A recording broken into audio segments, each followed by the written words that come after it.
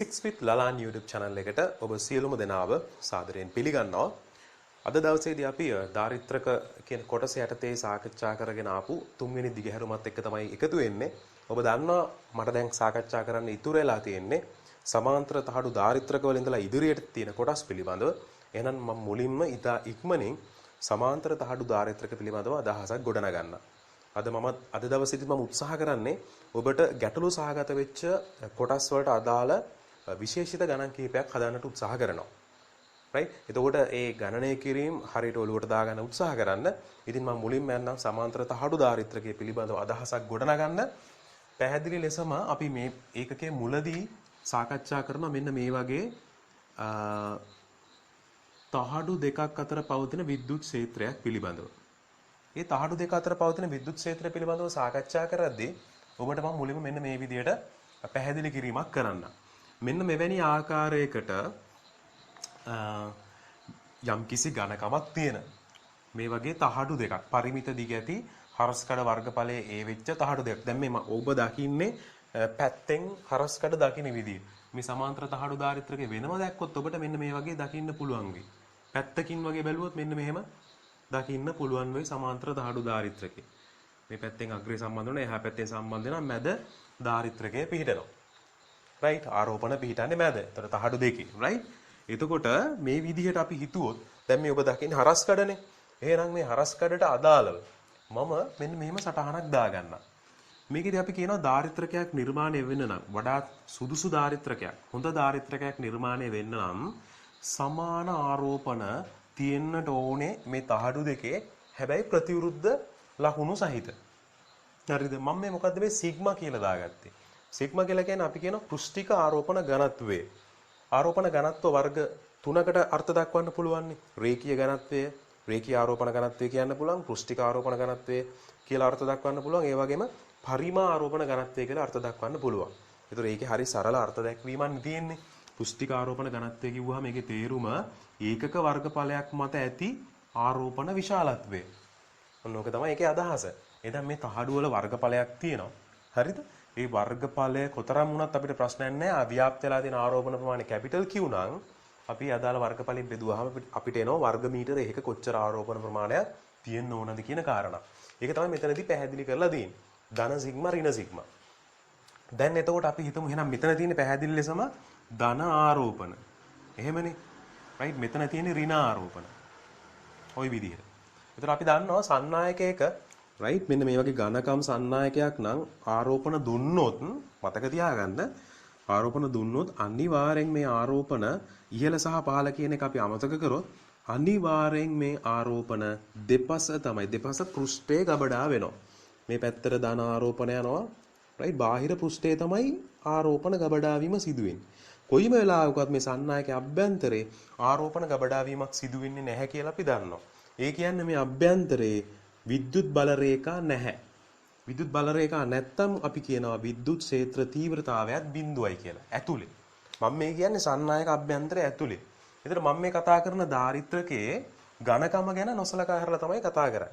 ඝනකම අපි නොසලකා හැරලා කොහොමද නොසලකා හැරියත් අපිට ප්‍රශ්නයක් වෙන්නේ නැහැ. අභ්‍යන්තර විද්‍යුත් ක්ෂේත්‍රයක් නැති නිසා. හරිද? එතකොට මෙවැනි ඝනකම් තහඩුවකින් විද්‍යුත් බල රේඛා නිකුත් වෙන්නට ඕනේ මෙන්න මේ විදිහට. අපි දන්නවා ධන පෘෂ්ඨවලින් ලම්බකව මෙන්න මේ විදිහට අනන්තය දක්වා දිව යනවා මේ විදිහට. ඔය කාරණාව අපේ ඔළුවේ තියෙනවා. හරිද? ඒතර මම මේ උඩින් ඇඳේ නැත්තේ මේ දෙපස තියෙන හරස්කඩ වර්ගඵලයත් එක්ක නැත්තම් හරස්කඩ වර්ගඵලය නෙමෙයි දෙපස තියෙන පෘෂ්ඨ වර්ගඵලයත් එක්ක මේ තියෙන වර්ගඵලය නොසලකා හරින්න පුළුවන් නිසා මම මේ උඩින් ඇඳේ නැත්තේ. හරිද? එතකොට මට පුළුවන් මෙන්න මේ විදිහට හිතලා මෙන්න මේ කියන සන්නායක තහඩු දෙක අවට මේ ආකාරයේ විද්‍යුත් බල රේඛා නිර්මාණය කරන්න. එතකොට විද්‍යුත් බල රේඛා නිර්මාණය කරොත් අපි බලමු කොහොම නිර්මාණය වෙයිද? ධනයකින් අපි හිතුව මෙන්න මෙහෙම බල රේඛා දෙපසටම විහිදිලා යනවා. දැන් දෙපැත්තෙම සමාන ආරෝපණ තියෙන්න ඕන නිසා. හරිද? එකම පෘෂ්ඨ වර්ගඵලයේ තියෙන එකම සන්නායකයේ එහෙනම් දෙපැත්තට සමාන ආරෝපණ බෙදලා යනවා කියලා අපි උපකල්පනය කරොත් මේ පැත්තට බල රේඛා පහක් නම් ඇඳගත්තේ ඒ හා සමානව මේ පැත්තට බල රේඛා පහකුත් මං ඇඳ ගන්නවා මේ විදිහට.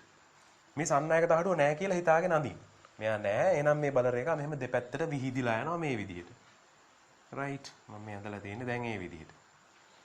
එතකොට දැන් අපි දන්නවා සන්නායක තහඩුවක් අවට මෙන්න මේ විදිහට බල රේඛා විහිදිලා යනකොට ඒක අපි මේ විද්‍යුත් ක්ෂේත්‍රයේ මූලික කොටස් වලදී තමයි අපි ඉගෙන ගන්නෙ. හරිද? ගවුස් ප්‍රමේය සම්බන්ධව සාකච්ඡා කරද්දී අපි ඉගෙන ගන්නවා මෙන්න මෙවැනි ආකාරයක සන්නායක තහඩුවක් දෙපස හරිද? විද්‍යුත් ක්ෂේත්‍ර තීව්‍රතාවයේ ගොඩනැගෙන්නේ සිග්මා බෙදීම එප්සයිලන් කියලා. දෙපසම සිග්මා බෙදීම එප්සයිලන්. ඔන්න ඔය ආකාරයට අපි ඉගෙන ගත්තා. හරිද? එතකොට මේ සන්නායක තහඩුව තුනී නම් අපි ඉගෙන ගත්තා මේ සන්නායක තහඩුව තුනී නම් දෙන කැපිටල් Q ආරෝපණයෙන් දෙපසටම බල රේඛා විහිදලා යනවා කියලා. ඝනකම් නම් වෙන්නේ මේ පැත්තේ තියෙන ආරෝපණ වලින් විතරයි මේ පැත්තට බල රේඛා යන්නේ. මේ පැත්තේ තියෙන ආරෝපණ වලින් බල රේඛා යන්නේ මේ පැත්තට විතරයි. ඒක තේරුම් ගන්න පුළුවන්ද? දැන් මේක ඝනකම් නම් අපි දන්නවා මෙහි තියෙන ආරෝපණ වලින් බල රේඛා යන්නේ මෙහෙට විතරයි. මේ හරහා ඇතුලෙන් යන්න බෑනේ. මොකද මෙහි බල රේඛා නැහැ විද්‍යුත් ක්ෂේත්‍ර තීව්‍රතාවය බිඳුවයි. මෙහෙන් මෙහෙට බල රේඛා යන්න ඕන නම් මෙතන තියෙන ආරෝපණ වලින් තමයි බල රේඛා මෙහෙට ගමන් කරන්න ඕන. හැබැයි ඔක තුනී වුණොත්, ඊටාත්ම තුනී වුණොත් අපිට හිතන්න පුළුවන් ආරෝපණ දෙපසක් කියලා එකක් නැහැනේ. මේ තියෙන ආරෝපණේ දෙපැත්තටම බලපානවා. මෙහෙනොත් බල රේඛා විහිදෙනවා, මෙහෙටත් බල රේඛා විහිදෙනවා. අන්න එහෙම හිතුවොත් තුනී සන්නායක තහඩුවක් කියලා අපි හිතුවොත් අපිට හිතන්නට පුළුවන් මේ විද්‍යුත් ක්ෂේත්‍ර තීව්‍රතාවයේ අර්ධය තමයි දෙපැත්තට යන්නේ. භාගේ තමයි දෙපැත්තට යන්නේ. අන්න එහෙම අපි උපකල්පනයකට යනවා. උපකල්පනයක් නෙමෙයි අපි ඔප්පු කරලාම පෙන්නනවා මේක. ඇයි මේම භාගයක් උනේ? ඒ ලබා දෙන Q කියන ආරෝපණයේ දෙපැත්තට යනවා. Q බෙදීම 2යි Q බෙදීම 2යි. ඔය වගේ සරල කාරණාවක්. හරිද? අන්න එහෙම හිතලා අපිට දෙපසට යන ආරෝපණය සිග්මා බෙදීම F2යි එප්සයිලන් කියලා ගන්නත් පුළුවන්. තුනී එක. ඒක තුනී නොවුනට ඒත් ප්‍රශ්නයක් නැහැ. තුනී නොවුනත් මේ කාරණාවම හිතන්නට පුළුවන්. තුනී නොවුනත් අපි දෙන ආරෝපණයේ Qම නම් දෙපසට ඕක ලස්සනට ආයෙත් Q බෙදීම 2 විදියට බෙදිලා යනවා.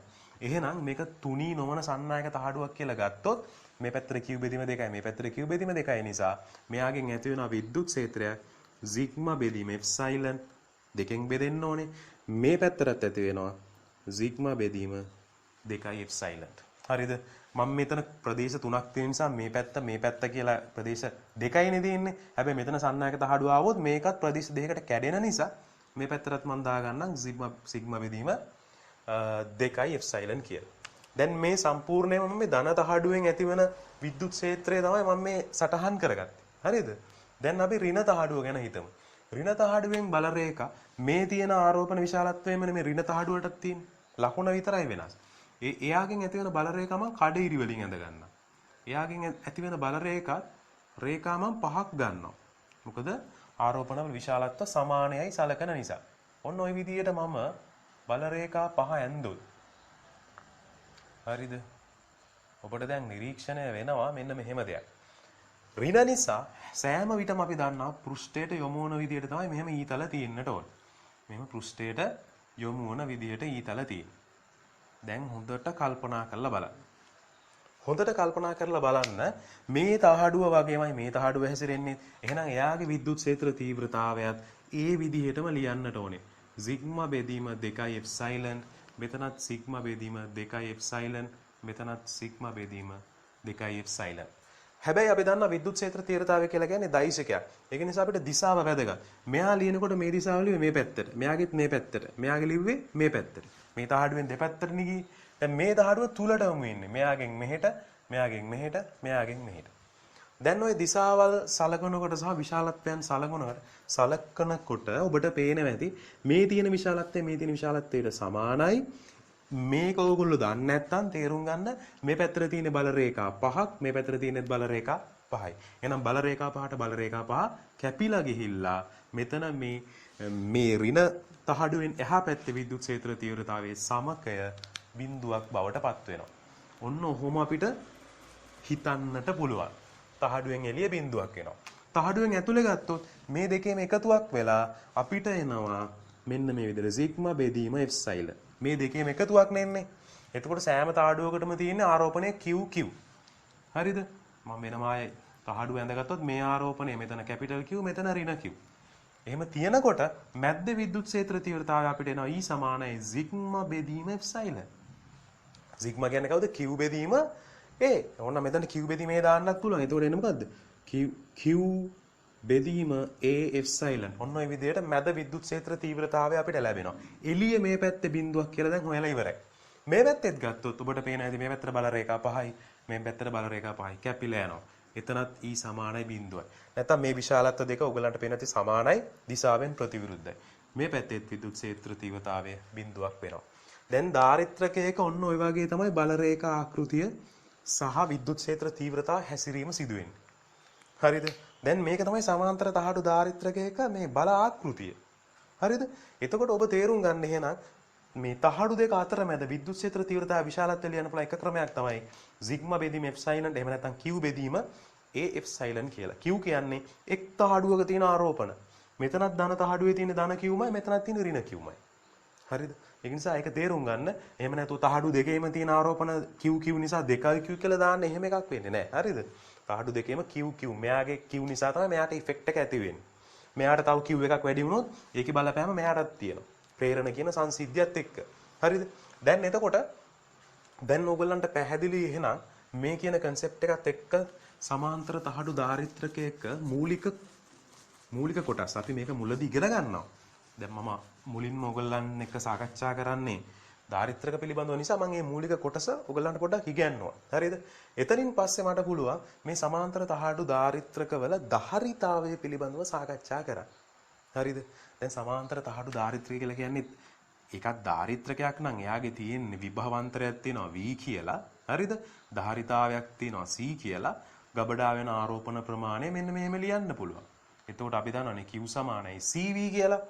නේද? මේකනේ සම්බන්ධතාවය. එතකොට අපි දන්නවා මේ සමාන්තර තහඩු ධාරිත්‍රකයක ධාරිතාවය විභවාන්තරයේ මතවත් ගබඩා වෙන ආරෝපණය මතවත් රඳා පවතින්නේ නැහැ කියලා. ඒ දෙදෙනාගේ අනුලෝමය නිසා ආපු නියතේ. මේ නියතේ රඳා පවතින සාධක මොනවද කියලා සමාන්තර තහඩු ධාරිත්‍රකයේදී අපි සාකච්ඡා කරලා බලනවා. මේ සාකච්ඡා කරලා බලද්දි තමයි අපිට විවිධාකාර වූ රාශීන් කිහිපයක් හම්බෙන්නේ.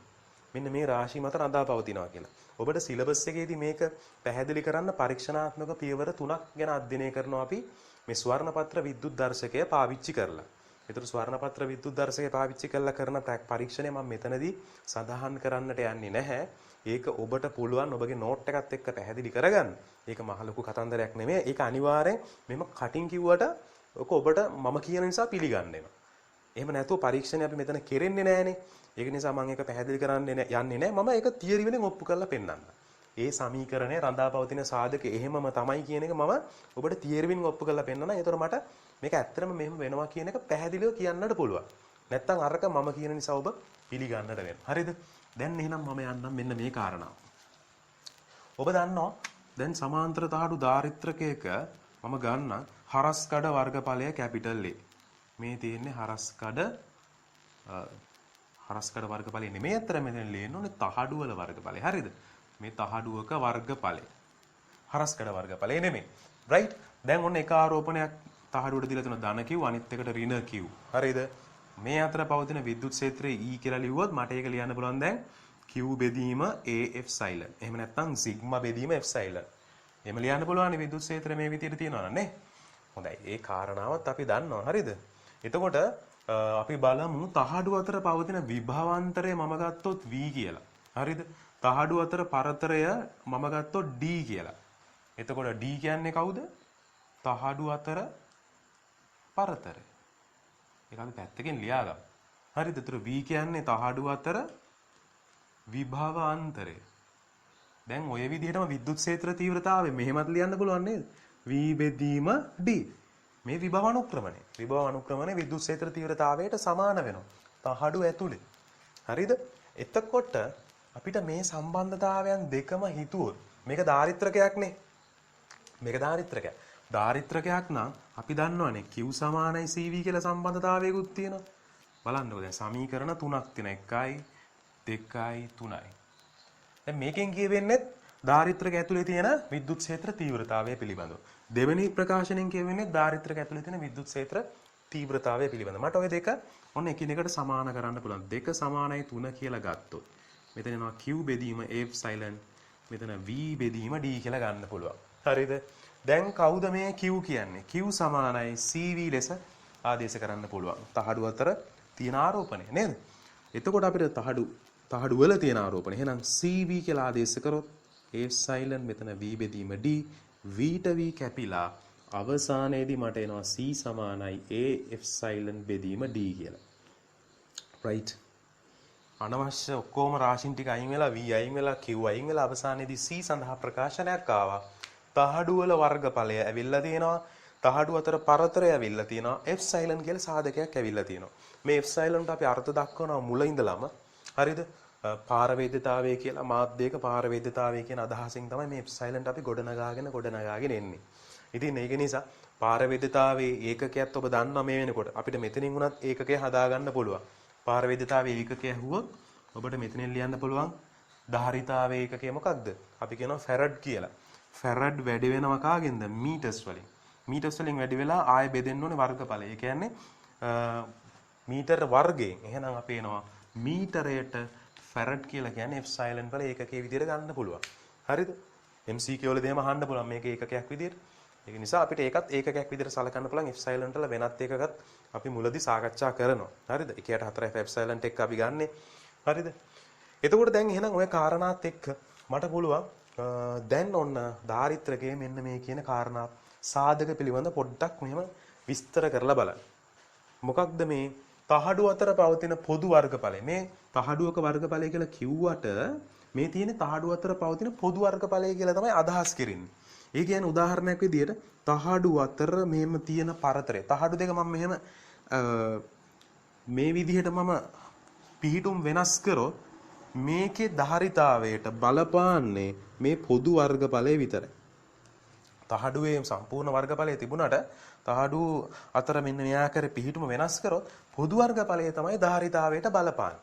එතකොට ඒකේ තේරුම තමයි වර්ගඵලය අඩු වෙනකොට පොදු වර්ගඵලය තහඩු අතර අඩු වෙනකොට ධාරිතාවයත් අඩු වෙනවා කියන එක. මොකද ඔබට පේන ඇති මේක කෙලිම අනුලෝම සම්බන්ධයක් තියෙනවා. හරිද? මේ තියෙන F silent මාධ්‍යයක පාරවේද්‍යතාවය. අපි දන්නවා මේ රික්තයක් තුල තියෙනකොට මෙන්න මේ විදිහට මාධ්‍ය විදිහට රික්තයක් තියෙනවා නම් එයාට යම්කිසි ධාරිතාවයක් තියෙනවා. හරිද?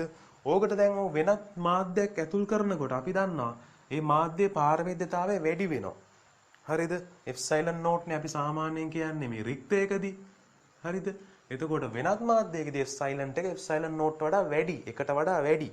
හරිද? දැන් ඕක වැඩි වේගෙන එකට වඩා නෙමෙයි. හරිද? F silent note අගයක් තියෙනවා. අපි දන්නවා 8.8යි 5යි 3යි 10යි රින 12 වගේ අගයක් තමයි තියෙන්නේ. හරිද? ඒතර ඒ අගයට වඩා එන්න වැඩි වෙනවා මෙන්න මේ තියෙන අගය. මෙයාගේ තියෙන මාධ්‍ය පාරවේද්‍යතාවය. ඒ අගේ වැඩි වෙනවා. එතකොට වැඩි වෙනකොටත් අපි කියනවා මොකද වෙන්නේ? මාධ්‍ය පාරවේද්‍යතාවය වැඩි වෙනවා කියලා. හරිද? සමාවෙන්න මේ ධාරිතාවය වැඩි වෙනවා කියලා. හරිද? මාධ්‍ය පාරවේද්‍යතාවයේ විශාලත්වය වැඩි වෙනකොට අපි කියනවා ඒ අතර පවතින විභවාන්තරය අඩු වෙනවා. විභවාන්තරය අඩු වෙනවා කියලා කියන්නේ Q සමානයි CB ට අනුව V අඩු වෙනකොට C වැඩි වෙන්න ඕනේ. ඒකට හේතුව Q නියත නිසා. හරිද? එහෙනම් ධාරිතාවය වැඩි වෙනවා. එතකොට D කියන්නේ තහඩු අතර පරතරය වැඩි වෙනකොට අපි දන්නවා එතකොට ධාරිතාවය අඩු වෙනවා. D විශාල වෙනකොට C අඩු වෙනවා. පැහැදිලිද? ඔය ආකාරයේ සම්බන්ධයක් අපි අනිවාර්යෙන් මේක ඉගෙනගෙන තියෙනවා මේ සමීකරණය. දැන් මේ සමීකරණය හරි වැදගත්. මේ සමීකරණය ඔස්සේ අපි ගණන් එහෙම කීපයක් හදලා බලනවා. ඔය තහඩු සම්බන්ධව විවිධ ගණන් එහෙම හදලා බලනවා. හරිද? එතකොට ඒ ගණන් හදනකොට ඔබට මෙන්න මෙවැනි ආකාරයේ ගණන් එහෙම හම්බුණාත් මම පොඩි උදාහරණ කීපයක් සාකච්ඡා කරන්න මේ විදිහට. හරිද? තීරයක සමහර විට ඔබ දන්නවා නම් මේක ස්කිප් කරලා මේ ගණන් වලට ආවත් කමක් නැහැ. හරිද? දැන් එතකොට අපි බලමු මෙන්න මේ වගේ ඔබ දැකලා ඇති මෙන්න මෙහෙම ධාරිත්‍රක තහඩු අතර මෙන්න මෙහෙම ඒවා හදන්න කියලා ඇති ඔබට. මේ තහඩු වල වර්ගඵලය පොදු වර්ගඵලය කැපිටල් A කියලා ගන්න එක කියලා ඇති. මේ තමයි වර්ගඵලයේ තහඩුවක. හරිද? තහඩු අතර පරතරය සිම්පල් D කියලා ගන්න ඇති. මාධ්‍යයේ පාරවේද්‍යතාවය F silent කියලා අරගෙන මෙන්න මේ තහඩු සම්බන්ධක කරලා තියෙන විදිහට මේකේ සමක ධාරිතාවය හොයන්න කියලා ඇති ඕගොල්ලන්ට. එතකොට මෙවැනි එකක කොහොමද සමක ධාරිතාවය අපි හොයන්නේ? මෙන්න මෙවැනි උදාහරණ දීලා ඇති. සමහර වෙලාවට ඔබට මෙන්න මෙහෙම ඒවත් දෙනවා. right? නොයාකාරයට තහඩු සම්බන්ධ කරලා මෙහෙම දුන්නොත් කොහොමද?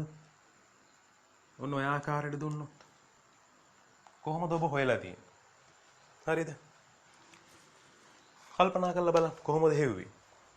කල්පනා කරලා බැලුවොත් අපිට පුළුවන් මේ තහඩුව අපිට පුළුවන් ඕන මේ තහඩුව ඍණ තහඩුව විදියට සැලකුවොත් මේ තහඩුව ධන තහඩුව විදියට අපිට සලකන්නට පුළුවන්. හරිද? දැන් මේක මම හදන්න යන්නේ. හරිද?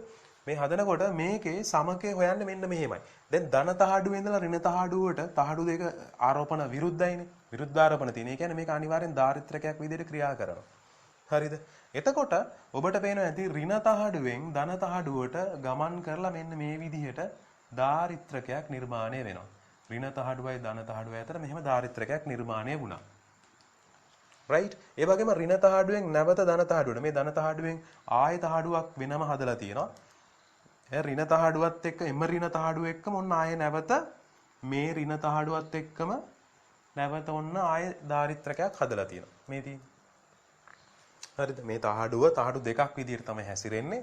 මේ තියෙන්නේ තහඩුව right? තහඩු දෙකක් විදියට මේ එකම තහඩුව මේ තහඩු දෙකටම සම්බන්ධ වෙනවා. පේනවද? එහෙනම් මෙතනත් දාරිත්‍රකයක් හැදෙනවා. ඊට පස්සේ නැවත මේ ඍණ තහඩුව තවත් තහඩුවක් බවට පත් වෙලා තියෙනවා. එම වර්ගඵලයම තියෙනවා. හරිද? ඒ ඍණ තහඩුව ආයේ මේ ධන තහඩුවත් එක්ක මේ ධන තහඩුවම එක්කම නැවත සම්බන්ධ වෙනවා මේ විදියට. දැන් ඔබට තේරෙනවා ඇති අවසානයේදී ලැබිලා තියෙන්නේ මෙන්න මේ ආකාරයට සමාන්තර පද්ධතියක්. හරිද? ඒ ගිය පියවර ඔබට තේරෙන්නට ඇති කියලා හිතනවා. දැන් එතකොට එක තහඩුවක වර්ගඵලයේ A නම් මාධ්‍ය පාරවේද්‍යතාවය එප්සයිලන් නම් පරතරය D නම් අපිට ලියන්න පුළුවන්නේ A එප්සයිලන් බෙදීම D කියලා ධාරිතාවේ. එතකොට මේ විදිහට සමාන්තරගත වුණොත් ඔක්කොම C කියලා අපිට ගත්තොත් අපිට එනවා 3යි C කියලා සමකය. එහෙනම් අපිට එන්නේ සමකය 3යි A එප්සයිලන් බෙදීම D කියලා. මේ තමයි සමකයට අදාළ ප්‍රකාශනය. හරිද? තේරුම් ගන්න ඕනේ හරියට. දැන් එහෙනම් අපි යමු මේ උදාහරණයට. මේ උදාහරණයට ගියොත් ඒ උදාහරණයත් අපි කල්පනා කරලා බැලුවොත් ඔබට එනවා මෙතන මේ තහඩුව මම ගන්නම් ධන තහඩුව විදිහට මේ තහඩුව ඍණ තහඩුව විදිහට.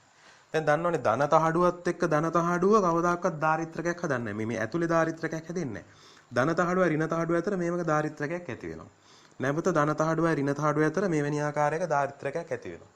ඒ ඇරෙන්න වෙනත් කිසිම ආකාරයකින් ඔබට ධනයි ඍණයි කියලා තහඩු දෙකක් එන්නේ පොදු දාරිත්‍රකයක් නිර්මාණය වෙන.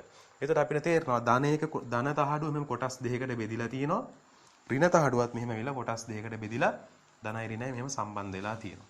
ඒතර මෙවැනි එකක හොයනකොට C සමානයි A එප්සයිලන් බෙදීම D. මෙතනත් C සමානයි A එප්සයිලන් බෙදීම D.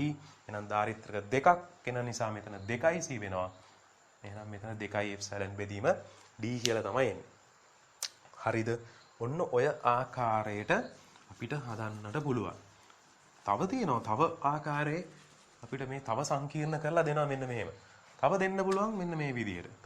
තහඩුවක් මෙන්න මෙහෙම සම්බන්ධ කරනවා. මැද්දෙන් මෙන්න මෙහෙම තහඩු දෙකක් අරගෙන right මේ තියෙන තහඩු කියලා හිතන්නකො. right මේක එක සම්බන්ධයක් ගන්නවා A කියලා අනිත් සම්බන්ධය ගන්නවා B කියලා. මේ තහඩු right මේවා මේ සම්බන්ධක වයර් වලින් තමයි මේවා කනෙක්ට් කරලා තියෙන්නේ. එතකොට මේක A තහඩුව මේක B තහඩුව. අපිට හිතන්න පුළුවන් එහෙනම් මේක ධන තහඩුව මේක ඍණ තහඩුව කියලා. දැන් මේ වගේ එකක් දුන්නොත් අනිවාර්යෙන් සංකීර්ණයි. මේක අර හිතපු විදිහටම ඔබ ඉතා ඉක්මනින් හදලා බලන්න. හදලා මම මේ කියන උත්තරේ එනවද කියලා බලන්න. හරිද? මේක ධනයි ඍණයි තහඩුව කියලා ගත්තොත් ඉබේම මේක ඍණ තහඩුව බවට පත් වෙනවා. ඉබේම මේක ධන තහඩුව බවට පත් වෙනවා. හරිද? මේක ධන වුණොත් මේක ඍණ වෙනවා. මේක ඉබේම ඍණ වුණොත් මේක ධන වෙනවා. දැන් එතකොට දාරිත්‍රක නිර්මාණය වෙනකොට මෙතන පැහැදිලි ලෙසම දාරිත්‍රකයක් නිර්මාණය වෙනවා. හරිද? දාරිත්‍රකයක් නිර්මාණය වෙනවා. දාරිත්‍රකයක් නිර්මාණය වෙනකොට දැන් කෙනෙක් ගහයි මම මෙතන ධන වුණාම ඇයි මෙතන ඉබේම ඍණ වුණේ කියලා. ඒකට ඔබ ආයේ විදුලත් ක්ෂේත්‍රයේ පාඩමේ මුලට යන ප්‍රේරණය කියන සංසිද්ධියක් තියෙනවා. හරිද? ඒතර තහඩු වල විභේදනයට ලක් වෙලා මෙතන ඍණ වුණාම ඉතුරු ආරෝපණ ගලාගෙන මෙතන ධන වෙනවා. ඉලෙක්ට්‍රෝන මෙතන ගලාගෙන ගිහිල්ලා මොකද ධනට කැමති ඍණනේ. ඒ නිසා මෙතන ඍණ හදා ගන්නවා. මේ පැත්තට ධන යනවා. මෙතන ඍණට ධන කැමති නිසා. හරිද? ඒක මූලික අවදි. දැන් මෙතන දාරිත්‍රකයක් හැදෙනවානේ. හරිද?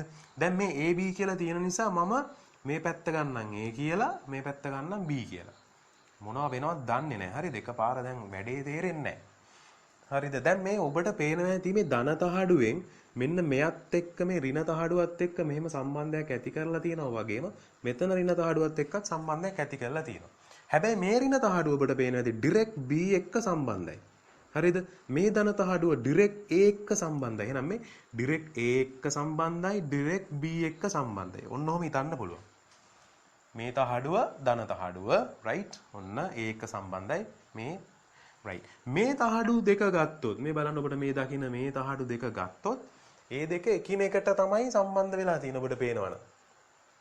මේ පේනවද මේ එකිනෙකට සම්බන්ධ වෙච්ච තහඩු දෙකක් අතරමැද තියෙන. ඒක කොහොමද හැදෙනව ඇත්තේ? දැන් ඔබට පේනවාද මේ ධන තහඩුවෙන් කෙලින්ම ඍණ තහඩුවක් එක්ක මෙන්න මෙහෙම සම්බන්ධ වෙනවා. ධන තහඩුවෙන් මේ අතරමැද ඍණ තහඩුවක් එක්ක සම්බන්ධ වෙනවා. ධනයි ඍණයි. හරිද? ඒක B එක කනෙක්ට් වෙලා නැහැ. ඩිරෙක්ට්ලි B එක කනෙක්ට් වෙලා නැහැ. B එක කනෙක්ට් වෙන්න බලන්න. ඒ තහඩුව ගිහිල්ලාම නැවත ධන තහඩුවක් හදලා තියෙනවා මෙන්න මෙහෙම. ආය නැවත ධන තහඩුවක් මෙතන. මෙයා ගිහිල්ලා කනෙක්ට් වෙන්නේ ධන තහඩුවක්. ඒ ධන තහඩුව තමයි මේ B එකත් එක්ක කනෙක්ට් වෙන්නේ මෙන්න මේ විදිහට. මේ තියෙන්නේ B එකත් එක්ක තියෙන ඍණ තහඩුවට කනෙක්ට් වෙන්නේ මේ ධන තහඩුවයි. දැන් එනනම් ඔබට පේනවා ඇති මෙන්න මෙවැනි ආකාරයක සම්බන්ධයක් තමයි එන්නේ. ඒ කියන්නේ දෙකක් ශ්‍රේණිගතයි. ඒ දෙක එකකට සමාන්තරගතයි. එහෙනම් මේක C කියලා ගත්තොත් අපිට මේකේ සම්ප්‍රයුක්ත වෙනකොට එන්නේ මෙන්න මේ විදිහට. ඒතර අපි දන්නවා මේක C බෙදීම 2යි මේක C කියලා ගත්තොත් අපිට සම කියන්නේ ওই දෙක එකතුවක්. ඒ කියන්නේ 3යි C බෙදීම 2යි. මේක අපිට ලියන්න පුළුවන් 3යි A එප්සයිලන් බෙදීම 2යි D. මොකද C කියන්නේ A එප්සයිලන් බෙදීම D නේ. ඔන්න ඔය ආකාරයට සමකය ගන්න පුළුවන්. දැන් වැඩේ අල්ලගත්තා කියලා මං හිතනවා. හරිද? තවත් අපි උදාහරණයක් බලමු. වැඩේ අල්ලගත්තා වගේම තව අපි උදාහරණ බලමු. හරිද? හොඳයි. අපි බලමු මෙන්න මෙහෙම උදාහරණයක්. අපි ගත්තොත් තහඩුවක් තියෙනවා මෙන්න මේ විදිහට. right. එක තහඩුවක් මෙන්න මෙහෙම. මෙන්න මෙවැනි ආකාරයක සම්බන්ධයක් තියෙනවා කියලා හිතමු. හරිද? දැන් මේ වගේ එකක කොහොම උත්තරයක් එනවද? නිකන් මම මේ හිතලා ගත්ත උදාහරණයක්. හරිද? අපි බලමු. මේ වගේ එකක් ගන්නකොට අපි ඕන සම්බන්ධයක් ගන්න බල එක කිසි ප්‍රශ්නයක් නැහැ. අවශ්‍ය පරිදි තමයි ධාරිතාවය එන්නේ. කල්පනා කරලා බැලුවොත් අපි හිතමු මේක ධන තහඩුව කියලා. මේක එතකොට ඍණ තහඩුව වෙනවා. දැන් එතකොට ඊබේම මේක මොන තහඩුවක් බවට පත් වෙයිද? right. දැන් ඔන්න ප්‍රශ්නයක් එනවා එහෙම වුණොත් නේද? දැන් ඊබේම මේ තහඩුව මොන තහඩුවක් බවට පත් වෙයිද? මේක නම් අපිට ඍණ තහඩුවක් කියලා ගන්න පුළුවන්. මේක මොන තහඩුවක් වෙයිද එහෙමුණු? අපිට එතකොට මෙතන උඩ ඍණ තහඩුවක් වුණොත් පහළ ධන තහඩුවක් බවට පත් වෙනවා. ඒ කොහොමද එහෙම වුනේ නේ? ඒ කියන්නේ මේ තහඩුව කොටස් දෙකකට කැඩෙන්නට ඕනේ. ඒ තහඩුව කොටස් දෙකකට කැඩෙනකොට බලන්න මම මෙතනින් පටන් ගන්නවා. හරිද? දැන් මේක ටිකක් සංකීර්ණයි. කල්පනා කරලා බැලුවොත් ඔන්න ඒ තහඩුවෙන් ඩිරෙක්ට් සම්බන්ධ වෙන්නේ කොහෙටවත් B එක්ක. ඒ තහඩුවෙන් මුලින්ම ඔන්න මෙයා එක්ක සම්බන්ධ වෙනවා. ඍණ තහඩුවක් එක්ක මෙහෙම සම්බන්ධ වෙනවා. ධනයි ඍණයි. ඒ ඍණ තහඩුව කෙලින්ම ආය නැවත right ආය නැවත ඒකත් එක්ක මෙන්න මෙහෙම හදනවා. ඒ ඍණ තහඩුවම නැවත ඒකත් එක්ක මේ ඒ ධන තහඩුවත් එක්ක ආය නැවත හදනවා. ඔබට පේනවා ඇති. එම තහඩුව. හරිද? ඉතින් එම තහඩුව කනෙක්ට් වෙනවා මේ වයරකින් තව තහඩුවක් එක්ක. හරිද? මේ කනෙක්ට් වෙලා තියෙන ඒ තව තහඩුවක් එක්ක. එතන මේ තහඩුවත් එක්කත් ධාරිත්‍රකයක් හදනවා. මේ තහඩුවත් එක්කත් ධාරිත්‍රකයක් හදනවා. හරිද? දැන් එතකොට මේ තහඩුව තියෙනවානේ. අන්න ඒ තහඩුව ඔබට පේනවා ඇති B එකත් එක්ක මෙහෙම ධාරිත්‍රකයක් හදනවා. කොයි තහඩුවද? මේ තහඩුව. හරිද? ඒ කියන්නේ මෙන්න මේ විදිහට. ඒ තහඩුව right B එකත් එක්ක මෙන්න මෙහෙම හදනවා. B ඍණ මෙතන ධන වෙනවා IB. හරිද? මේ දෙක ඍණ වෙනවා. ඔන්න ඔය ආකාරයට තමයි දැන් හැදෙන්නේ. එතකොට ඔබට දැන් තේරෙනවා ඇති. දැන් මේක බලන්න මේ සංකීර්ණත්වය අපි විසඳගත්තා. මෙතනදී තියෙන්නේ දෙකක් සමාන්තරගතයි.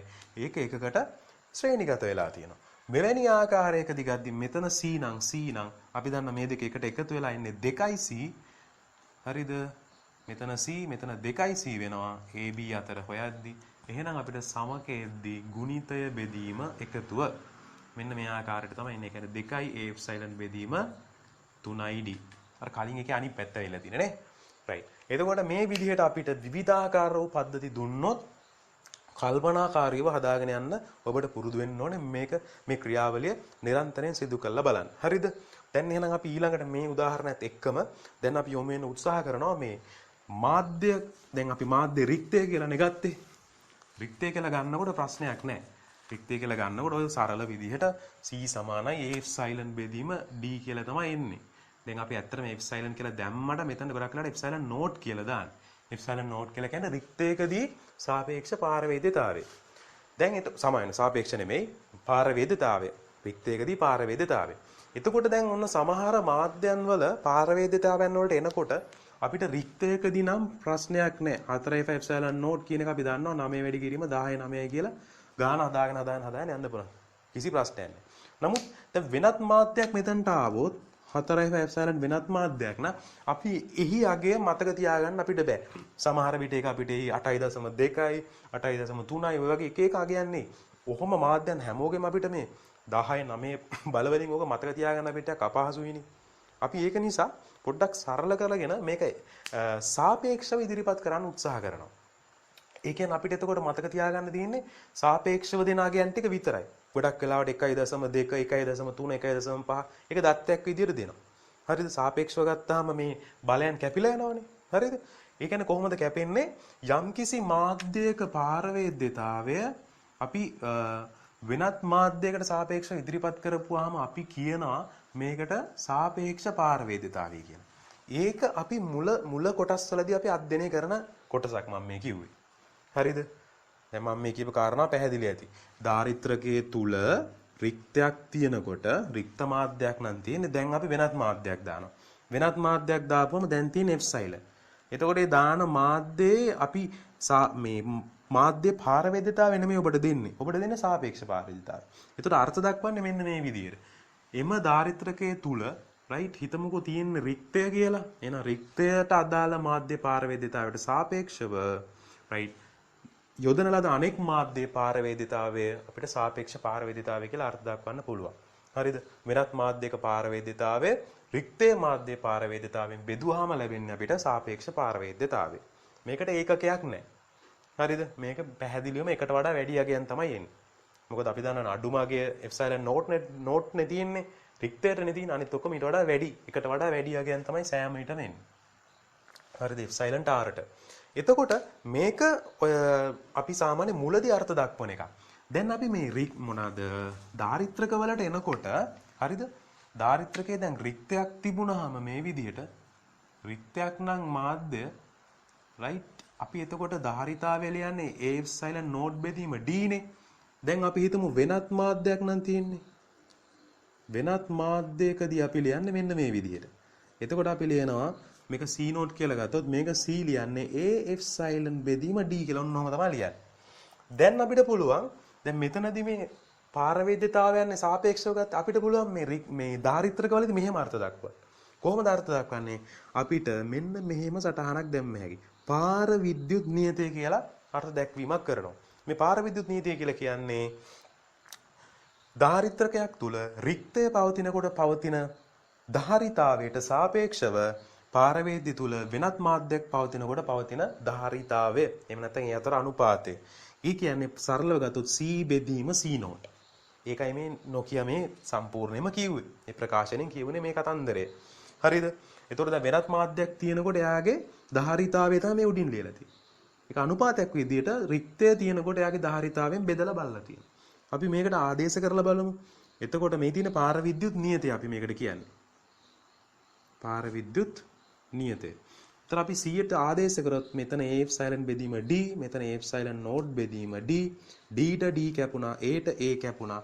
මේ පාර විද්‍යුත් නියතය එයාටත් ඒකකයක් නැහැ. එතනදී ඔබට පේනවා ඇති K සමානයි එප්සයිලන් බෙදීම එප්සයිලන් නෝට් කියලා අපිට ලැබෙනවා. මේක තමයි යාගේ ඔරිජිනල් අර්ථ දැක්වීම. තේරෙනවද? ඔරිජිනල් අර්ථ දැක්වීම. ඔබට තනියෙන් උනත් ඒ අර්ථ දැක්වීම ලියන්න පුළුවන්. මහලොකු අමාරු අර්ථ දැක්වීමක් නෙමෙයි. හරිද? ඒක එතනදී කියවුනේ. පාර විද්‍යුත් නියතයටත් ඒකකයක් නැහැ. නමුත් පාර විද්‍යුත් නියතයේ අර්ථ දැක්වීමෙන් අවසානයේදී ලැබෙනවා අපිට සාපේක්ෂ පාරවේද්‍යතාවයේ අර්ථ දැක්වීම.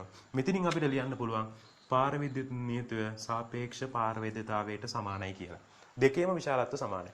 ඒතකොට සමහර ගණනය කිරීම වලදී ඔබට ගොඩක් වෙලාට පාර විද්‍යුත් නීතිය දීලා තිබ්බොත් ඒක සාපේක්ෂ පාරවේද්‍යතාවය විදිහට ආදේශ කරන්න පුළුවන්.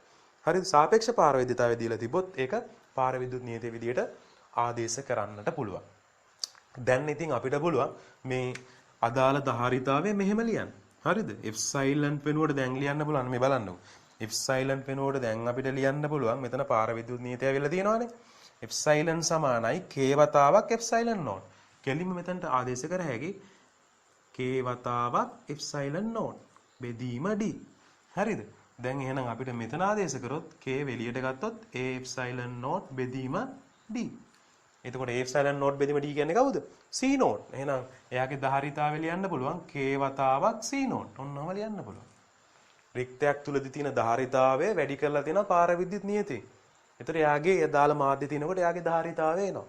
අන්න ওই වගේ විශේෂිත සම්බන්ධතා ගොඩක් අපිට ගන්න පුළුවන් මේ පාර විද්‍යුත් නියතේ අර්ථ දැක්වුවට පස්සේ. හරිද? මම මේකත් අර්ථ දැක්ුවේ මෙතනදී. ඒකත් අර කලින් පාඩම් වලදී කරන නිසා තමයි මම මේ සාපේක්ෂ පාර වේදිතාවේ අර්ථ දක්වලා පාර විද්‍යුත් නියතේට ආවේ. හරිද? ධාරිත්‍රික වලදී අපි අර්ථ දක්වන්නේ මතක තියාගන්න පාර විද්‍යුත් නියතේ. ධාරිතාවයන් අතර සම්බන්ධතාවය. හරිද? හොඳයි. දැන් එහෙනම් ඔය කාරණාවත් එක්ක අපි තවත් ගණන් කීපයක් හදන්න යනවා මේ පාර විද්‍යුත් නියතය සම්බන්ධ කරලා. එතකොට මොනවද මේ පාර විද්‍යුත් නියතය සම්බන්ධ කරලා අපි හදන ගණන්? අපිට දෙනවා මෙන්න මේ වගේ ගණන්.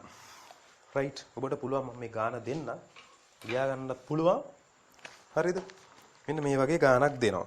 ගානේ කියන්නේ සමාන්තර තහඩු වාත ධාරිත්‍රකයක ධාරිතාවයේ C0 වේ කියලා කියනවා. හරිද? මෙන්න මෙහෙම කියනවා. වර්ගඵලය a නම් අපිට epsilon naught කියලා ගත්තොත් ධාරිතාවය c කියලා ගන්න කියලා තියෙනවා. c0 කියලා නේ c0. ගාන කිව්වේ එහෙමයි.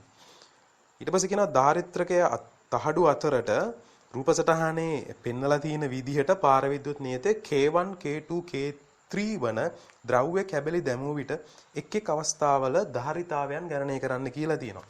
ඔන්න එක් අවස්ථාවක දාලා තියෙනවා මෙන්න මේ විදිහට. තහඩු දෙක මෙහෙම ගත්තොත් අනිත් පැත්තට ඇඳලා තියෙන්නේ.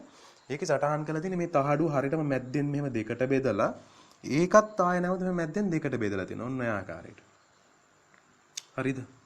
මේ විදිහට බෙදලා මෙතනට දාලා තියෙනවා පාර විද්‍යුත් නියතයේ K1 වන මාධ්‍යයක්, මෙතනට දාලා තියෙනවා K2, මෙතනට දාලා තියෙනවා K3 කියලා. දැන් මේ විදිහට පාර විද්‍යුත් නියතය මේ එක පාර විද්‍යුත් නියතයක් නෙමෙයි. කිහිපයක් දාලා අපිට කියනවා මේකේ සමක ධාරිතාවය හොයන්න කියලා. හරිද? C0 ඇසුරින් හොයන්න තියෙන්නේ අපිට. ඒකට K1 K2 K3ත් අන්තර්ගත වෙයි. එතකොට හොයනකොට අපි බලමු මේක හොයන්න උත්සාහයක් ගමු. හරිද? අනිත් එකත් අපි පැත්තකින් ඇඳගමු. ඉඩ තියෙන නිසා තව ඔබට දීලා තියෙන මෙන්න මේ වගේ එකකුත්. ඒක මැද්දෙන් මේ විදියට බෙදලා ඒක මේ විදියට ආය නැවත මැද්දෙන් බෙදලා තියෙනවා. ඔන්න ආය ආකාරයට. ඒතර මේ මාධ්‍ය ආරන් තිනවා K1 right මේක K2 මේක K3. ඔන්න විදිහට මාධ්‍ය තුනකට තමයි බෙදිලා තියෙන්නේ. හොඳයි. දැන් අපි මේක හදලා බලමු. right. මෙතන හදනකොට ඔබ තේරුම් ගන්නට ඕනේ මෙන්න මෙහෙම දෙයක්. මේ තහඩුව ඇවිල්ලා ඔබට පේනවා ඇති කෙලින්ම මේ වගේ ධාරිත්‍රකයක් හදලා තියෙනවා. මේක එක ධාරිත්‍රකයක්. යම් කිසි මාධ්‍යයක් තියෙන right පාර විද්‍යුත් නියතයේ K1 වන මාධ්‍යයක් තියෙන ධාරිත්‍රකයක්. කෙලින්ම මේක ආවා මෙන්න මේ විදියට ධාරිත්‍රකයක් හැදුවා. ඒ ධාරිත්‍රකය හැදුවට පස්සේ ඒ ධාරිත්‍රකේ කොටස් දෙකකට බෙදිලා තියෙනවා. ඒ ධාරිත්‍රකේ නැවත කොටස් දෙකකට මෙහෙම බෙදිලා තියෙනවා. ඔබට තේරෙනවා මේ තහඩුව මෙහෙම දෙකට පැලිලා වර්ගඵල දෙකකට ගිහිල්ලා තියෙනවා. දෙකකට ගිහිල්ලා මෙහෙම ධාරිත්‍රක දෙකක් හදලා නැවත ආයෙකට එකතු වෙනවා. ඔන්න ඔය වගේ සම්බන්ධතාවයක් තමයි තියෙන්නේ. එතකොට මේකේ ධාරිතාවයේ C1 කියලා ගත්තොත් මේක C2 කියලා ගත්තොත් මේක C3 කියලා ගන්න පුළුවන්. එතකොට මේකේ සමකය හොයන්න කිව්වොත් කවුරු හරි මේ දෙකේ එකතුවනේ අපි දන්නවනේ. එහෙනම් මෙතන සමකයෙන්නේ මේ දෙකේ එකතුව අපි පහලින් ඇඳගමු ඉඩ ඕන නිසා. right? මේ දෙකේ එකතුව ගත්තොත් අපිට එන්නේ මෙන්න මේ විදිහට right? මේ දෙකේ එකතුව C2 ධන C3 මේක C1 නැවත සමකය හොයන්න කිව්වොත් දැන් ඔන්න ටිකක් ඔක සංකීර්ණ වෙනවා. හරිද? මේක අපි දන්නවනේ මේ ඇවිල්ලා ශ්‍රේණිගතයි නේද? ගුණිතය බෙදීම එකතු. ගුණිතය එනවා C1 වතාවක් C2 ධන C3 එකතු ඔය තුන් දෙනාගේම එකතුව. C1 ධන C2 ධන C3. මේක තමයි සමකයේ බවට පත් වෙන්නේ. හරිද? C equivalent කියලා ගත්තා. C සමකය. මෙන්න මේ ආකාරයට දැන් අපිට සමකය හම්බ වෙනවා. නමුත් C1 C2 C3 කියන මම අතින් ලියාගත්තු දේවල්. හරිද? අතින් දාගත්තු දේවල්. මේකට මේ කියලා තියෙන C0 වලිනුයි K1 K2 K3 වලින් ආදේශ කරන්න ඕනේ. දැන් අපි බලමු C1 කොහොමද ලියාගන්නේ. හොඳට බලන්න. ඔබට පේනවා ඇති මේ හරස්කඩ වර්ගඵලය. හරස්කඩ වර්ගඵලය නෙමෙයි තහඩුවේ වර්ගඵලය A කියලා ගත්තොත් එයාට තියෙන A වර්ගඵලයම තමයි මේ A වර්ගඵලයේම තියෙනවා. හැබැයි තහඩුව අතර පරතරය D කියලා ගත්තොත් ඒක ලස්සන්ට බෙදිලා තියෙනවා භාග. මෙන්න මේ විදිහට සමානව දෙකට බෙදිලා තියෙනවා. D බෙදීම 2යි D බෙදීම 2යි. එහෙනම් මේ තහඩුව අතර පරතරය D බෙදීම 2ක් වෙද්දී වර්ගඵලය එම තමයි. එහෙනම් අපිට ලියන්න පුළුවන් A එප්සයිලන් කියලා ලියන්න බෑ දැන්. දැන් මෙතන මා පාර විදුත් නීති දීලා තියෙනවනේ. එහෙනම් K1 වතාවක් එප්සයිලන් නෝට්. හරිද? සාපේක්ෂ පාර විද්‍යතාව වෙනුවට අපිට දාන්න පුළුවන් පාර විදුත් නියතය. එහෙනම් K1 වතාවක් එප්සයිලන් නෝට් කියලා ලියුවේ හැකියි. හරිද? එතකොට ඔන්න වර්ගඵලයේ මෙතන තහඩු අතර පරතරය d බෙදීම දෙකක් කියලා තමයි ආදේශ කරන්නේ. මේක සුළු කරලා බැලුවොත් දැන් අපිට එන්නේ දෙවතාවක් K1 A එප්සයිලන් නෝට් බෙදීම d. දැන් A එප්සයිලන් නෝට් බෙදීම d කියන්නේ කවුද? C note. මට මේක කෙලින්ම ආදේශ කරන්න පුළුවන් 2 K1 C නෝට් කියලා. ඔන්න C1 ධාරිත්‍රකයේ ධාරිතාවය. ඒ විදිහටම අපි හොයමු C2 වල. C2 වල හෙව්වොත් මේක එක කියලා ගත්ත හැකි. right? C2 වල හෙව්වොත් ඔබට පේනවා ඇති AC2 වල වර්ගඵලය කොටස් දෙකකට බෙදිලා තියෙනවා. ඒ කියන්නේ වර්ගඵලයේ බෙදීම 2යි. හරිද? පාර විදුත් නීතිය K2 නිසා K2 වතාවක් එප්සයිලන් නෝට්. හරිද? බෙදනවා ඔන්න තහඩු අතර පරතරයක් දෙකට බෙදිලා තියෙනවා. දැන් මෙතන හැම වෙලෙම දෙක පල්ලෙන් නේ තියෙන්නේ. බෙදීමක් විදියට නේ. එහෙනම් අපිට ඒක කැපිලා යනවා. හරිද? ඒක එන්නේ සාමාන්‍ය විදියට කැපිලා ගිහිල්ලා අර විදිහටම එනවා. K2 වතාවක් A එප්සයිලන් නෝට් බෙදීම D. A එප්සයිලන් නෝට් බෙදීම D කියන්නේ I C නෝට් කියලා ආදේශ කර හැකි. එහෙනම් K2 වතාවක් C නෝට් C2 කියලා එනවා. ඔය විදිහමනේ අනිත් ධාරිත්‍රකයන් වෙනස් වෙන්නේ මේ පාර විදුත් නියතේ විතරයි K3 කියලා. එහෙනම් මට C3 ලියන්න පුළුවන්. K3 වතාවක් C නෝට් කියලා. දැන් අපිට තියෙන මේකට ආදේශ කරන්න විතරමයි. හරිද? මම මෙතනින් ආදේශ කරන්නම් අපිට සමකය එනවා මේ වෙලාවේදී C1 කියන්නේ අපි දන්නවා එතකොට හොයාගත්තා 2 K1 C note right C2 ධන C3. ඒ කියන්නේ මේ දෙක එකතුව. මෙතනින් එනවා K2 ධන K3 C නෝට් එකක් එළියට එනවා. ඒ නිසා මම මෙතන වර්ගයක් කියලා දාන්න. C නෝට් දෙකක් එනවනේ. එතකොට මේ තුන් දෙනාගේම එකතුව ගන්නකොට මෙතන එන්නේ K2 K1 right K2 K3 තුන් දෙනාටම පොදුයි C නෝට් එක. C නෝට් එකකට C නෝට් එකක් කැපිලා ගිහලා අවසානයේදී උත්තර එන්නේ 2 K1 වතා වැඩි කිරීම K2 K3 C නෝට් බෙදීම 2 K1 ධන K2 ධන K3. මෙන්න මේ ආකාරයකට අපිට සමකය ලැබෙනවා. හරිද? C note වලිනුයි K1 K2 K3 වලින් විතරයි අපිට හම්බෙලා තියෙන්නේ. ඒතර ඔබට මම හිතන්නේ දැන් තේරෙනවා වැඩි. දැන් ඉක්මනින් මේක හදා ගන්න පුළුවන්. හරිද? දැන් මේක හදා ගන්න උත්සාහ කරද්දී ඔබට මෙන්න මේ හදා ගන්න එක තමයි පැහැදිලිව හිතන්න ඕනේ. එතකොට උත්තරය ලැබෙනවා. හරිද? අපි එහෙනම් එකත් ඉක්මනින් හදාගමු. මම මේක මෙහෙම තියන්නම් පොඩි වෙනස් කිරීම් ටිකක් විතරක් කරන්න වෙන නිසා. හරිද? දැන් ඔන්න මේ විදිහටනේ ධාරිත්‍රකය දීලා තියෙන්නේ. මෙතන පාර විදුත් නියතේ K2 මෙතන K3 මෙතන K1. හරිද? දැන් එතකොට අපිට ඔබට පේනවා ඇති මෙතන D බෙදීම 2යි මෙතන D බෙදීම 2යි වර්ගඵලය දෙකට කැඩෙනවා. right මෙතන A බෙදීම 2යි මෙතන A බෙදීම 2යි. හරිද? මෙතන නම් කෙලින්ම D තමයි ඇවිල්ලා තියෙන්නේ. එතකොට මේක ගත්තොත් ඔබට පේනවා ඇති මේ තහඩුව කොටස් දෙකකට කැඩුනා. මෙහෙම ආවා කොටස් දෙකකට කැඩුනා. ඒ කියන්නේ ධාරිත්‍රක දෙකක් හදනවා. මොන මේ ධාරිත්‍රය කෙලීම ආය පහලට යනවා. මේ තියෙනවනේ මේ ධාරිත්‍රය කෙලීම ආයක කැඩෙන්න ඒක පල්ලෙහාට යනවා. මේ ධාරිත්‍රකේ ආය කොටස් දෙකකට වෙන් වෙනවා. වෙන් වෙලා තමයි පහලට සම්බන්ධ වෙන්නේ. ඒ කියන්නේ මෙතන ශ්‍රේණිගතයක් ඒ ශ්‍රේණිගතය මේ ධාරිත්‍රකයට සමාන්තරගත වෙනවා මේ විදිහට. එහෙනම් මේක ගත්තොත් C1 C2 C3 සමකය එන්නේ මේ විදිහට. හරිද? මේ දෙදෙනාගේ ගුණිතය අපිට ලියන්න පුළුවන්. ගුණිතය C2 C3 බෙදීම C2 ධන C3 ඒ දෙන්න සමාන්තරගත නිසා දැන් එකතු වෙනවා මෙතන C1 එහෙනම් C1 ධන C2 C3 බෙදීම C2 ධන C3 ඔන්නෝම තමයි එන්නේ සමකය. දැන් මේකට හරියට ආදේශ කරලා ගත්තා නම් අපිට අවසාන උත්තරයට යන්න පුළුවන් සමකයට. හරිද? දැන් අපි බලමු සමකයට යන විදිය. එතකොට දැන් මේවා වෙනස් කරන්න එපා. C1 හොඳට බලන්න C1 ගේ වර්ගඵලය ඒ බෙදීම දෙකක් වෙලා තියෙනවා. හරිද? හැබැයි පරතරය Dම තමයි. එහෙනම් මේක වෙනස් වෙනවා මෙතනදී. එතකොට මෙතනදී භාගයක් විදියට තමයි එන්නේ. හරිද? භාගයක් විදියට එළියට එනකොට K1 මෙතනට එනවා එප්සලන් නෝට් බෙදීම D. එහෙනම් මෙතන එන්නේ මේ විදියට. හරිද? C1 කියලා කියන්නේ භාගයේ වතාවක් K1 C නෝට්. පළවෙනි සමීකරණය. C2 හොයනකොට ඔබ බලන්න වර්ගඵලය මේ විදියේ භාගයමයි හරිද? K2 වතාවක් epsilon naught පරතරයත් භාගයයි. ඒ කියන්නේ වෙනස් වෙන්නේ නැහනේ. මේ විදිහටම තමයි දෙන්නේ K2 වතාවක් C naught. C3ත් එහෙමයි. K3 වතාවක් C naught වෙනස් වෙන්නේ නැහැ. දැන් අපිට සමකය හොයන්නට පුළුවන් C equivalent එක හොයනකොට C1. C1 කියන්නේ කවුද? භාගයයි K1 C naught. ධන K2. K2 කියලා කියන්නේ K1 සමාවන්න K2 K3 වතාවක් C naught වර්ගය කියලා එන්නේ. ඇයි දෙන්න ගුණ වෙනකොට වර්ග වෙනවනේ C naught එක. ආයි ඒ කොටස විතරක් බෙදෙනවා K2 ධන K3 වතාවක් C naught ගෙන්. C naught එකකට C naught එකක් කැපුණා. අවසානයේදී ඔබට එනවා මෙන්න මේ විදිහට. කොහොමද එන්නේ? K1 බෙදීම 2යි ධන K2 K3 බෙදීම K2 ධන K3 right ඔය සම්පූර්ණ ප්‍රකාශනයම වැඩි වෙන්න ඕනේ C naught ගේ. ඔන්න දැන් සමකයට අවසානයේදී සමාන වෙනවා මේ විදිහට. හරිද?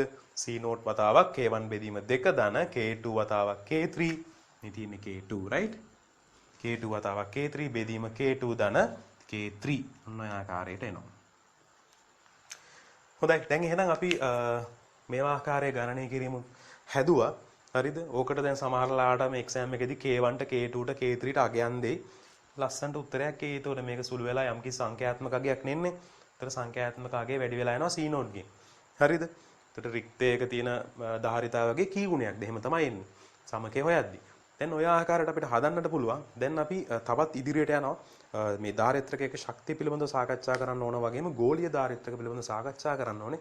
අපි ඉතින් පස්සේ වැදගත් ගණන් කිහිපයක් හදන්නත් තියෙනවා. අපි යමු මේ දක්වා දැන්. හොඳයි අපි ඊළඟට සාකච්ඡා කරලා බලමු මේ ධාරිත්‍රකයක අභ්‍යන්තරයේ විභවය කොහොමද විචලනය වෙන්නේ? එහෙම නැත්නම් අභ්‍යන්තරය තුළ ධාරිත්‍රකයේ විභව ප්‍රස්ථාරය කොයි විදිහටද? ඒ වගේම ඒ හරහා පවතින විද්‍යුත් ක්ෂේත්‍රයේ ඊට අදාළ ප්‍රස්ථාරය කොහොමද විචලනය වෙන්නේ කියලා පොඩ්ඩක් ඒ පිළිබඳවත් සාකච්ඡා කරලා බලමු. දැන් මම මේ අඳින්නේ සමාන්තර තහඩු ධාරිත්‍රකයක්. හරිද?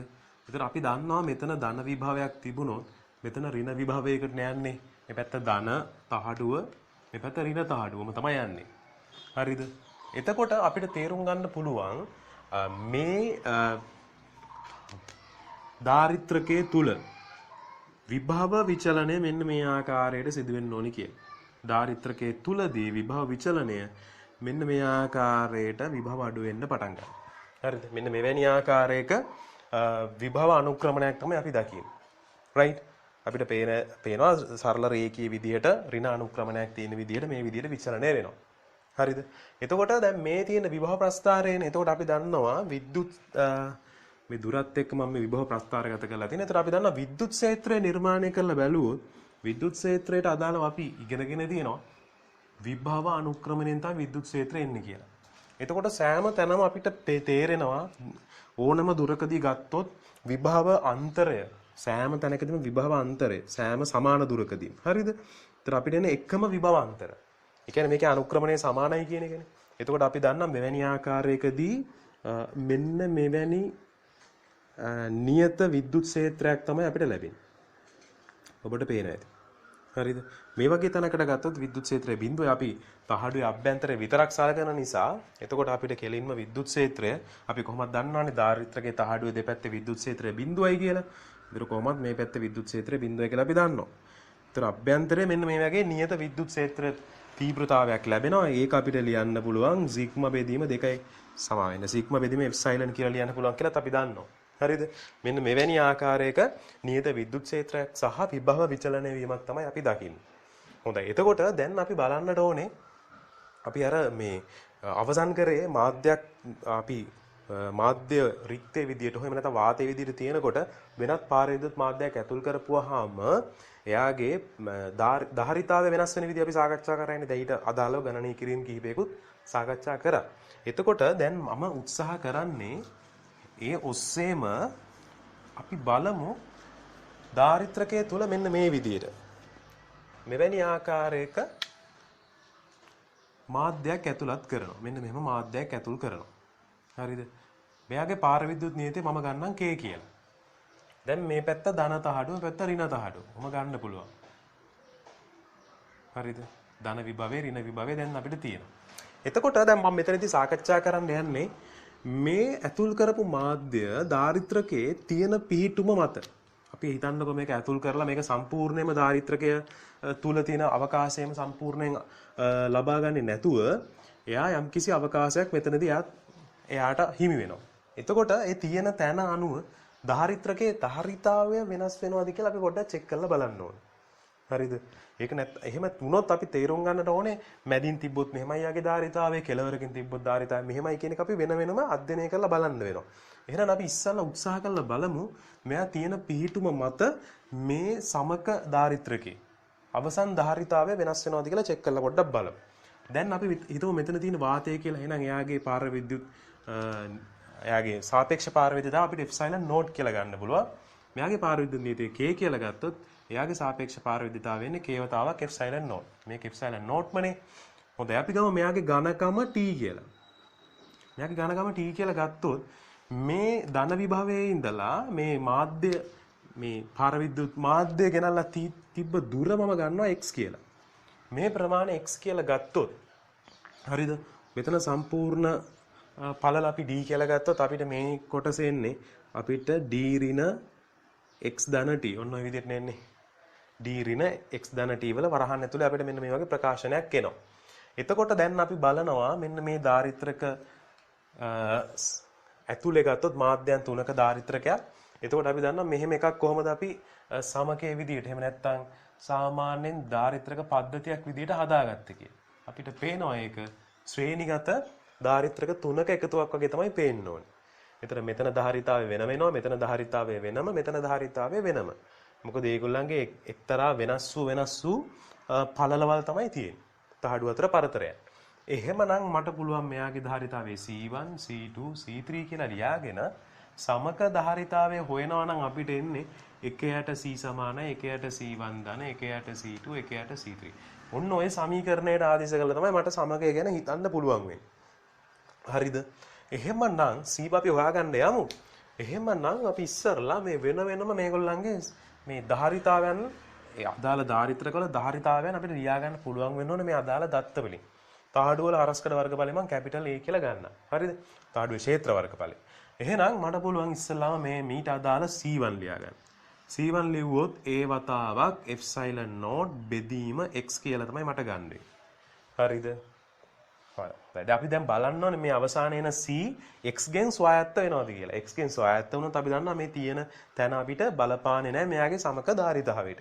හොඳයි. එහෙනම් අපි දැන් ඔන්න x වත් ඇතුළත් කරගෙන C1 ව ලියාගත්තා. ඊට පස්සේ මම C2 ව ලිව්වොත් එයාට අදාළ වර්ගඵලය එනවා right k වතාවක් එප්සයිලන් නෝට් බෙදීම t කියලා තමයි එන්නේ. C2ත් හරි ඊට පස්සේ අපි ලියනවා C3.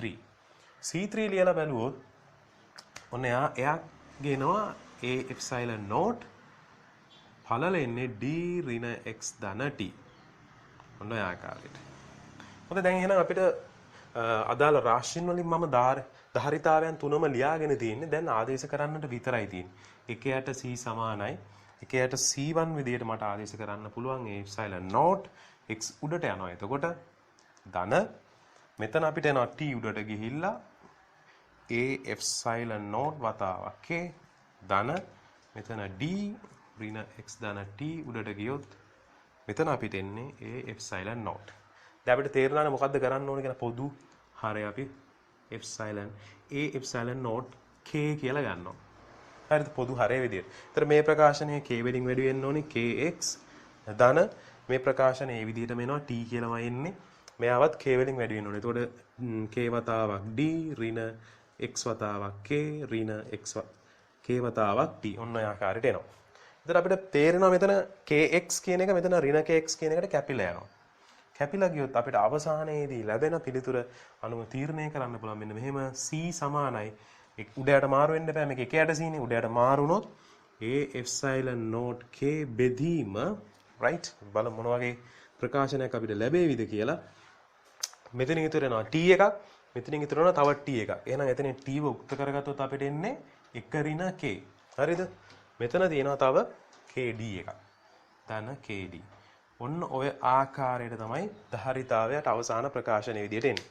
දැන් තේරුම් ගන්න පුළුවන් මෙතනදී මම උත්සාහ කරේ අවසාන මේ ධාරිතාවය හොයනකොට සමක ධාරිතාවය හොයනකොට මෙවැනි පද්ධතියක මේ x ගෙන් ස්වායත්ත වෙනවයි කියලා පෙන්වන්න තමයි උත්සාහ කරේ. දැන් එනම් පැහැදිලි මෙවැනි සම්පූර්ණ මාධ්‍යම අයත් කරගන්නේ නැතිව රයිට් ඒ කියන්නේ මේ ඇතුලේ තියෙන වාතය නම් තියෙන්නේ මේ සම්පූර්ණ වාතයම අයත් කරගන්නේ නැතුව වෙනත් මාධ්‍යයක් ඇතුල් කරොත් ධාරිත්‍රකයේ තියෙන පිහිටුම මත එහි ධාරිතාවය වෙනස් වෙන්නේ නැහැ කියන කාරණාව දැන් ඔබට පැහැදිලි වෙලා තියෙනවා. හරිද? දැන් අපි බලමු මෙවැනි අවස්ථාවකදී මෙයාගේ විභව එහෙම නැත්නම් විද්‍යුත් ක්ෂේත්‍ර විචලනය වීම කොයි ආකාරයකට සිදු වෙයිද කියලා. විභවය එහෙම නැත්නම් විද්‍යුත් ක්ෂේත්‍ර විචලනය වෙන විදිහ ගැන හිතලා බැලුවොත් අපි දන්නවා මෙන්න මෙහෙම කාරණාවක්. වාත මාධ්‍ය හැර වෙනත් මාධ්‍යයක් තිබ්බම අපි දන්නවා එයාගේ මේ සාපේක්ෂ පාරවේද්‍යතාවය වැඩි වෙනවනේ. ඒතකොට කේවතාවක් එප්සයිලන් නෝට් කියලා එන්නේ. පාරවේද්‍යතාවය වැඩි වෙනකොට අපි දන්නවා මොකක්ද වෙන්නේ? Q සමානයි CV ත් එක්ක අපි කතා කරද්දි කිව්වා right පාරවේද්‍යතාවය වැඩි වෙනකොට අපි දන්නවා C ට මෙන්න මෙහෙමනේ අනුලෝම වෙනවා කියලා නේ. එප්සයිලන්ට් එක එප්සයිලන්ට් වැඩි වෙනවා නම් C වැඩි වෙනවා කියලා තමයි කිව්වේ. ධාරිතාවය වැඩි වෙනවා කියලා තමයි කිව්වේ. හරිද? ධාරිතාවය වැඩි වෙනවා නම් මේ Q සමානයි CV වලින් හිතන්න පුළුවන්. Q නියත නිසා ධාරිතාවය වැඩි වෙනකොට විභව අන්තරය අඩු වෙන්න ඕනේ. මෙන්න මේ අදහස ඔබේ තියෙනවා. හරිද? මාධ්‍යයක් තුල එප්සයිලන්ට් වැඩි වෙනවා නම් ධාරිතාවයට ඒක අනුලෝමව සමානුපාතික වෙන නිසා ධාරිතාවය වැඩි වෙන්න ඕනේ. මෙතනදී මේ ධාරිත්‍රකයේ Q වෙනස් වෙන්නේ නැහැ නේ. තහඩු වල තියෙන Q වෙනස් වෙන්නේ නැහැ මොන මාධ්‍ය ඇතුල් කරන්නේ. එහෙනම් Q නියත වුණොත් ධාරිතාවය වැඩි වෙනකොට CV නියතයක් වෙන්න ඕන නිසා විභවාන්තරය අඩු වෙන්න ඕනේ. එහෙනම් අපි දන්නවා මෙවැනි ධාරිත්‍රකයක් තුල right මෙහෙම මාධ්‍යයක් ඇතුල් කරොත් ඒ ඇතුලේ පවතින විභවාන්තරය අඩුයි පිටත පවතින විභවාන්තරයට වඩා. දැන් අපි කලින් ඇඳන්නේ විභව ප්‍රස්ථාරයේ ධාරිත්‍රකයක් තුල. දැන් මම මේක ඇඳලා බැලුවොත් අපි දන්නවා දැන් මේ තහඩු දෙක අතර විභවය සාමාන්‍ය විදිහට මෙහෙමනේ විචලනය වුනේ. ඔන්න ඔහම විචලනය වෙච්ච එක මම ඇඳගත්තොත් මෙන්න මෙහෙම විචලනය වුණා කියලා. දැන් මේ අතිරේක මාධ්‍ය යොදපු නිසා එයාගේ විභවාන්තර අඩුවීම කලින් වගේ වෙන්නේ නැහැ. මෙතන වාත මාධ්‍ය තිබුණා වගේ වෙන්නේ නැහැ. ඊට වඩා අඩු විදියට තමයි මොකද මෙතනින් පැහැදිලි කරා මේ අග්‍ර දෙක අතර පවතින. මෙන්න මේ අග්‍ර දෙක අතර පවතින විභවාන්තරය අඩුයි කියලා. right වාත මාධ්‍ය තිබුණාට වඩා. එහෙනම් අනුක්‍රමණය අපි දන්නවා ටිකක් අඩු වෙන්න ඕනේ. මෙන්න මෙහෙම අඩු වෙනවා. මේ විදියට යන්නේ නැහැ. එතනින් පස්සේ ආයෙ නැවත මෙයාට සමාන්තර වෙන විදියට විචලනය වෙනවා. මොකද එකම මාධ්‍ය දෙපැත්තේ තියෙන නිසා. හරිද? දැන් එහෙනම් පැහැදිලි මෙතනදී විභව ප්‍රස්ථාර අඳිනකොට මෙන්න මෙහෙම තමයි අඳින්න වෙන්නේ. හරිද? දෙපැත්තේ අනුක්‍රමණ සමානයි. මැද අනුක්‍රමණය අඩු වෙලා තියෙනවා. ඒකට හේතුව විභවාන්තරය අඩු නිසා අග්‍ර දෙක අතර. හරිද? දැන් එහෙනම් මේ විභව ප්‍රස්ථාරයේ දුරත් එක්ක ඇඳේ මීට අදාළ විද්‍යුත් ක්ෂේත්‍රය ඇඳලා බැලුවොත් අපිට තේරෙනවා දැන් මෙතන අනුක්‍රමණය අඩුයි කියලා කියන්නේ මොකද විද්‍යුත් ක්ෂේත්‍රයේ ඉන්නේ විභව අනුක්‍රමණයන්නේ. එහෙනම් විභවාන්තරය අඩු නම් අනුක්‍රමණය අඩු නම් අපිට එන්නේ අඩු විද්‍යුත් ක්ෂේත්‍ර තීව්‍රතාවයක් දෙපාස විද්‍යුත් ක්ෂේත්‍ර තීව්‍රතාවය වැඩි වෙනවා. මෙන්න මේ විදිහට තමයි විචලනය වෙන්නේ. අනිත් පැතිවල බිඳුව එනවා ධාරිත්‍රකෙන් පිටත. හරිද? ඔන්න ඔය ආකාරයට අපිට විද්‍යුත් ක්ෂේත්‍රයේ විචලනය වෙන විදිහ බලන්න පුළුවන් ධාරිත්‍රකයේ තුල. එහෙනම් ওই කාරණා ටිකත් මට පැහැදිලි කරන්න ඕනේ මේ සමාන්තර තහඩු ධාරිත්‍රක පිළිබඳව සාකච්ඡා කරනකොට.